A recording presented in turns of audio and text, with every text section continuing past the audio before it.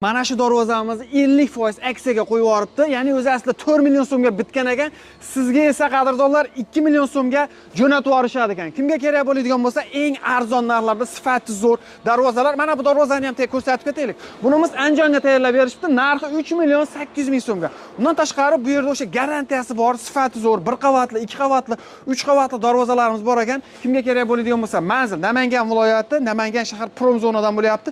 Dastavka, uстановка butun O'zbekiston bo'yicha mutlaqo tekin bo'ladi ekan. Mana shu Samarqand fason darvozamiz ham aksiyada ekan. O'zi asl tan narxi 1 million 400 ming so'mdan 1 kvadratini tayyorlab berishyapti ekan. Sizga esa 1 million 100 ming so'mdan agarda razmeri tushadigan bo'lsa, olib borib uстановка qilib beradi ekan.